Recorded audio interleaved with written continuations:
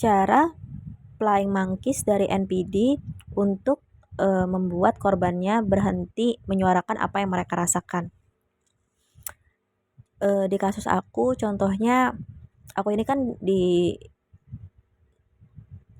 disakiti sama NPD, dan cara dia mengontrol aku itu, menyakiti aku itu dengan menggunakan ilmu hitam untuk mengontrol aku luar dan dalam.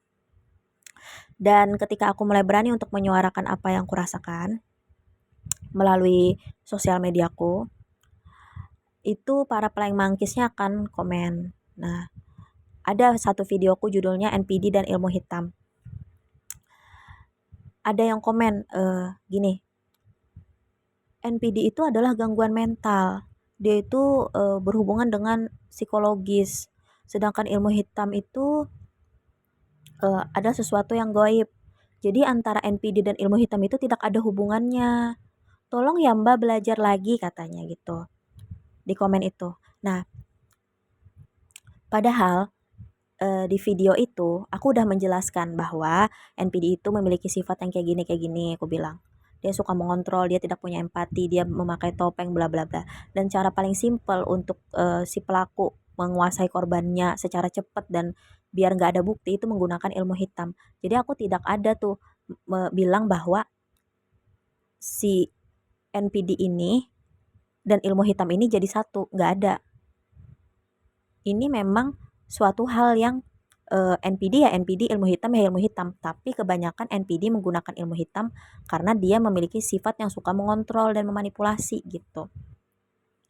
Gitu aku bilangnya. Jadi nggak bilang itu suatu hal yang sama gitu kan. Nah, aku yakin yang komen itu dia nggak ngedengerin video aku sampai habis. Dia langsung disuruh komen kayak gitu, ya disuruh komen aja gitu.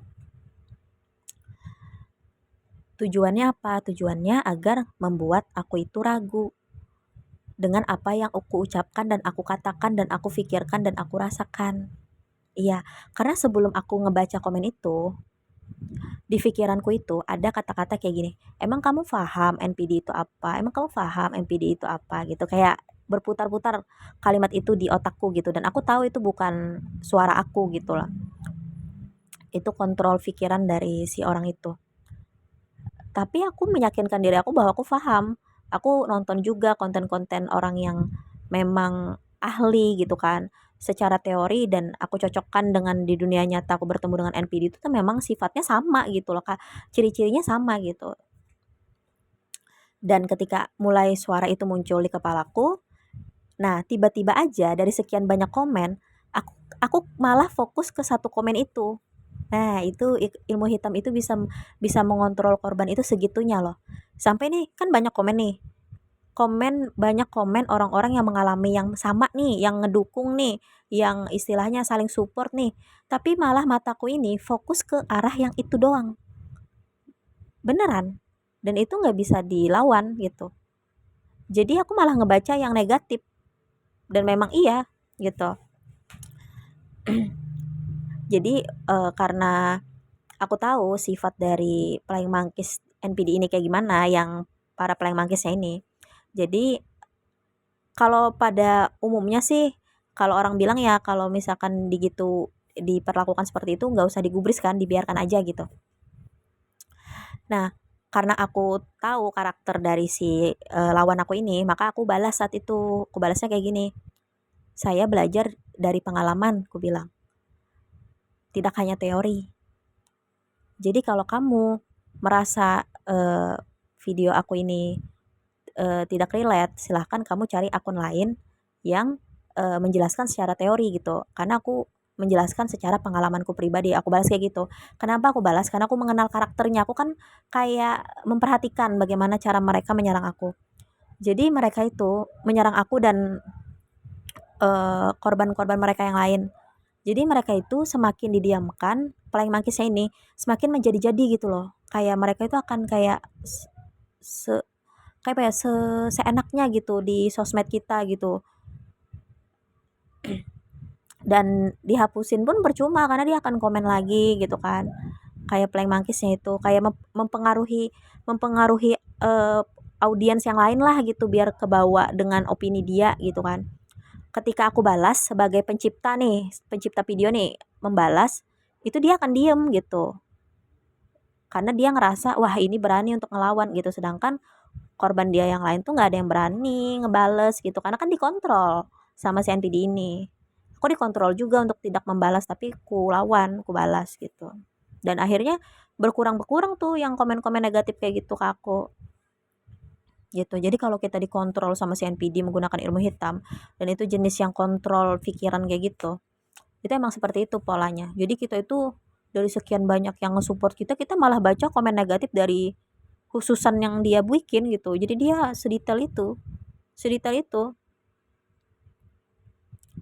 Makanya kan kayak beberapa temen aku yang mengalami hal yang sama itu kan, yang dikontrol juga itu, ada yang sampai gak mau buka sosmed, ketakutan gitu kan. Karena itu tiap dia buka sosmed, mata dia itu tertuju ke yang negatif gitu. Karena memang sudah disetting gitu loh. Dia bisa men-setting itu. Dia kayak janjian antara paling mangkis dan dukunnya gitu untuk ngejatuhin mental si korban. Segitunya, segitunya yang kurasakan saat ini. Dan aku menyuarakan apa yang kurasakan ini. Sebenarnya orang terdekat aku pun diam-diam di belakang aku tuh ada yang bilang kayak aku ini gila lah, aku ini perlu dibawa ke dokter lah gitu kan, ke psikiater lah, kayak dikatain gitu kan. Padahal aku mengungkapkan apa yang kurasakan, tapi orang terdekat aku pun ternyata ada yang gak percaya gitu. Tapi aku tidak bertujuan membuat video ini tidak untuk mereka kok, tapi untuk orang-orang yang peduli sama aku. Karena ada beberapa temanku juga yang peduli ternyata pas dengar ini, kayak mau support aku, dan orang-orang yang punya pengalaman yang sama juga nge-support aku gitu.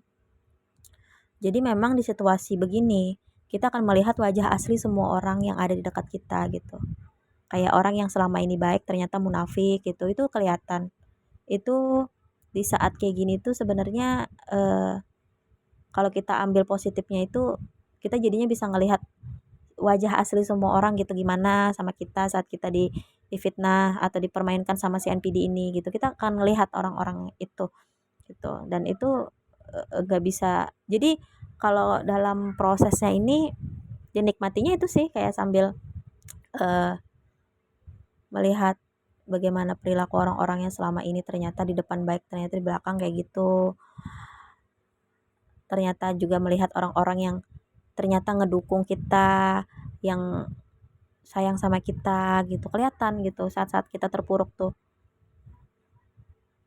Jadi kan kayak kalau kita saat titik tertinggi gitu kan, kita lagi jaya, itu kita nggak bisa ngelihat wajah asli semua orang, semua akan terlihat baik gitu. Makanya saat kita jatuh ke bawah itulah, di saat itulah kita bisa melihat orang-orang yang mana yang baik, yang enggak gitu. Gitu sih.